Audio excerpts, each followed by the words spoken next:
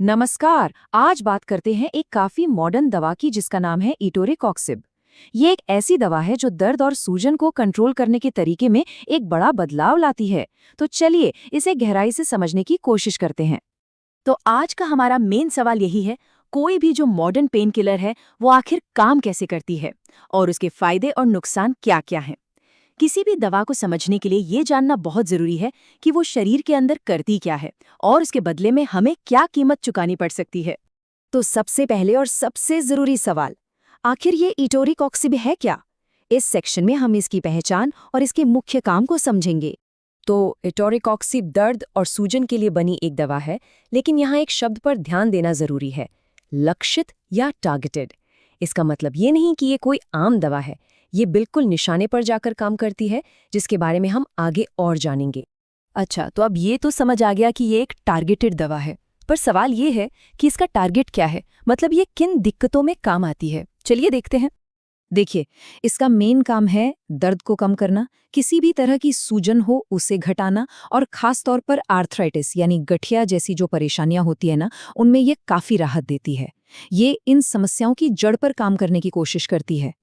अब अगर इसकी डोज की बात करें तो वो आम तौर पर 60 से 120 मिलीग्राम के बीच रहती है। हाँ, ये डॉक्टर ही तय करते हैं कि मरीज की हालत देखकर कितनी डोज देनी है। और एक और अच्छी बात, इसे दिन में सिर्फ एक बार ही लेना पड़ता है, तो मरीजों के लिए भी ये काफी आसान हो जाता है, बार बार दवा लेने का झंझट नहीं। चलिए अब आते हैं सबसे मजेदार और जरूरी हिस्से पर।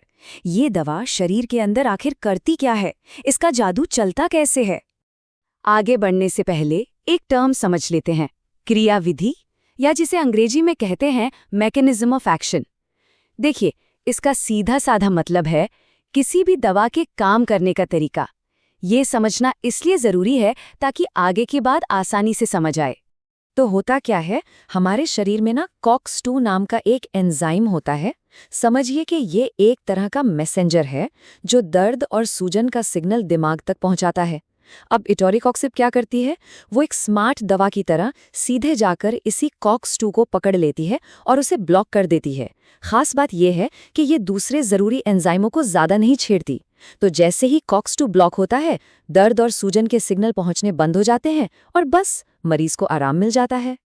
अब देखिए, कोई भी दवा हो, उसके फायदे होते हैं तो कुछ साइड इफेक्ट्स भी होते हैं, है ना।